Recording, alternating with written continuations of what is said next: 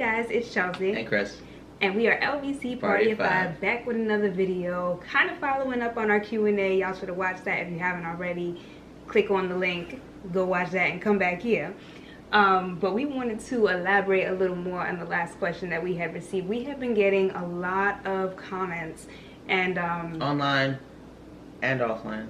Yes, in regards to Carter's dietary and treatment options, plans. Right, that we chose to go with because we really didn't have a choice, to be honest. But we wanted to elaborate a little more on that. And although we really appreciate all the love and support that you guys are giving us, and we know that it is coming from a good place, whether it's online or in person, we know it's coming from a good place, and y'all aren't like coming for us like that. However, I'm trying to say this in the night because we some of the commentary is not helpful.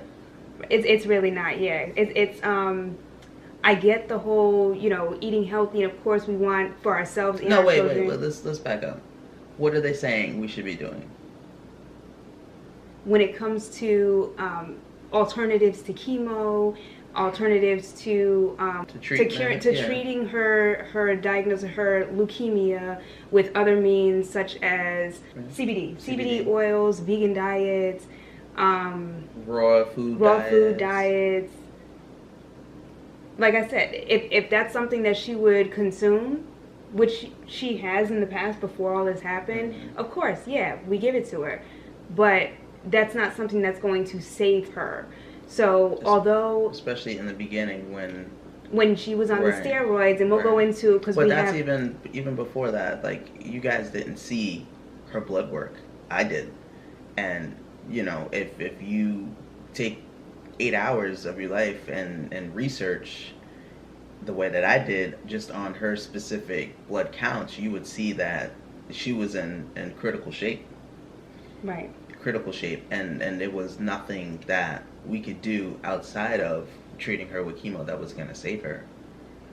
Right, and even at that point, like when she was going through all this, she wasn't eating to begin with. Like she really wasn't. Her appetite just dwindled down to snacks, really, to eating those squeezable organic fruits and veggie things. That's pretty much the only thing she was consuming, and we're thinking it was a cold, and as you saw, it was the leukemia, but there was nothing dietary at that point that was going to reverse any kind of blood cancer that she already had. And there was nothing other than the chemo that she is already on that was actually going to save her. Like at this point, she has a 95% chance of this being completely cured and never coming back after these 2 years and 2 months is done.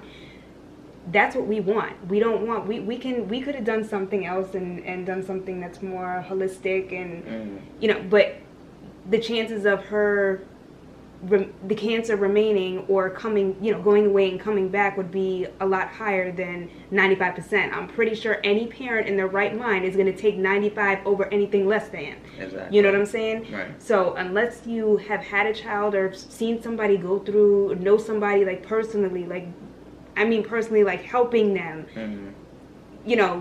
bounce back to good health. Like, unless you've experienced it, you really don't know what is entailed and what you would actually do in that situation. I mean, like, if you were a parent and God forbid anything ever happens to your child like that, I'm pretty sure you would trust the doctors over me. Yeah. Oh, just give her some kale, or just give her some. Exactly. Right. Now, that was for immediate. Right, the treatment. immediate treatment. Obviously, chemo was the answer. Now that she's on chemo, there's certain medications and things like that work in conjunction with the chemo to help her. So now we're in the first cycle, and now Carter is on steroids. Well, we're going to do a whole workup of each cycle, so you guys know going from beginning to end how she went through each cycle. Right. So you'll see them in some future videos if you want to learn more about that. But I was going to say, talking about her increased appetite and all that other stuff, what she was eating, what she was eating, she was not having anything other than what she was requesting from her mouth, and there was no deviation from that. Otherwise, it was like having Right. It was like having a pregnant person in with the a heat, right with no with still a food, child, no a baby water. like mentality. No Like food. I dare you to tell a pregnant person Mm-mm. that she can't have some cake if she wants some cake.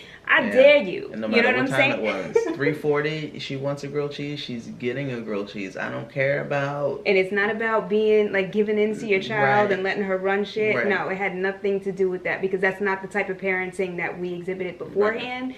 But in this instance, even the doctors will tell you, give her what she wants, because if she's eating, that's what they're concerned about. They want to make sure that she continues to eat. Of course, they had some things that were off limits, and a lot would surprise you. She couldn't have any fresh fruits and veggies, anything that did not require peeling, like bananas or what else could she? Oranges. Those were the only types of fruit that she can have. And even that, she doesn't like bananas off the rip. Mm-mm. So that eliminates that. So there was only a few options that she was still allowed to have, because even though it doesn't matter how well you rinse things, and these are things that, again, we're not thinking of until we were in this situation, because any type of little bacteria can create something massive in her body that will take her out. Right. And I don't mean just for a little bit, I mean take her out for good. Right. So there's things that we weren't aware of. Yeah, you rinse your fruit and everything and you feed it to your children and it's fine. But when you have someone that does not have an immune system anymore, that can kill her. Any little bacteria, anything that they put on there just to clean it themselves or to keep the other bugs away from, there's no amount of rinsing that is for sure 100% gonna remove that. And we're not ready to take that risk. Since her diagnosis, there were 2 recalls on lettuces. Remember? Yes.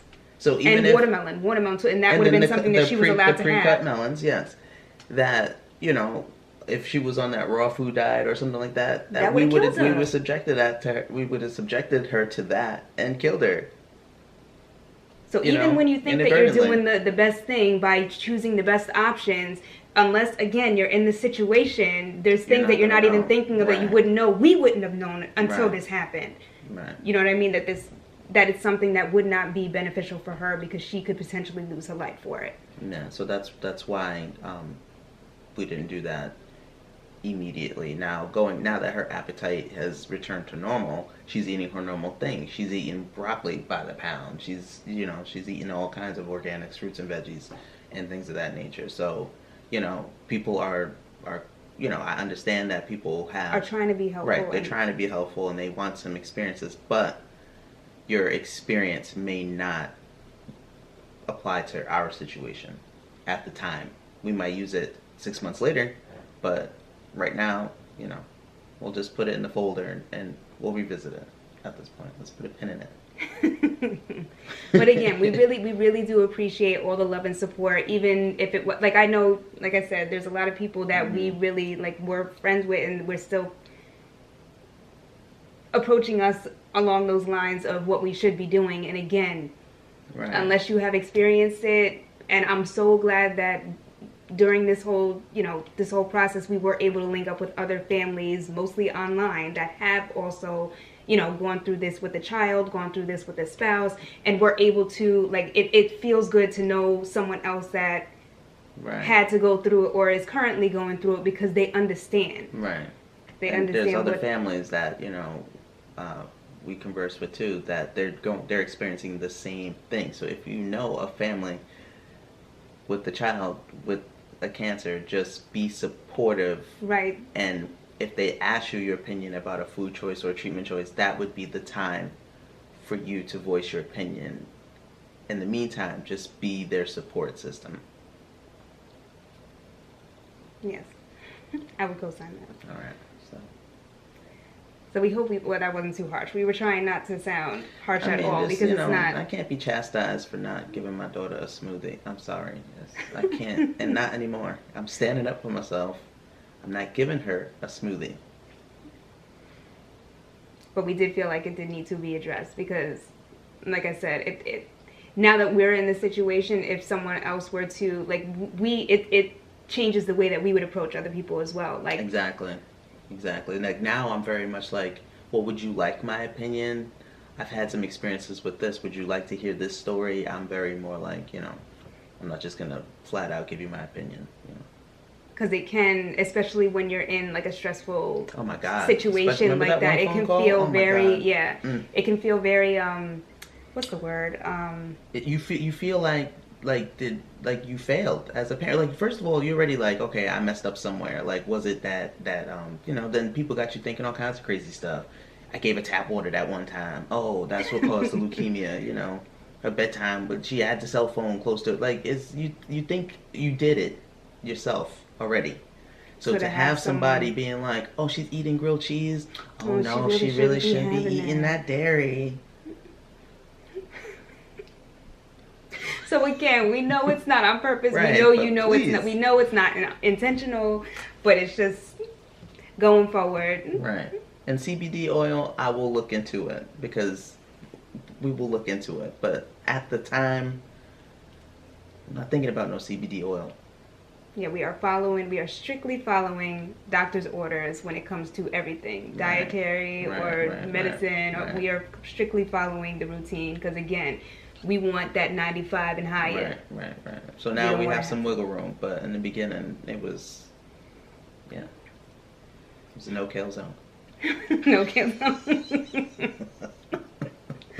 Well, thank you for watching this video. We will see you next time. Like, comment, and subscribe. Love you guys. Bye, guys. Bye. I got it, you got it, we got the magic.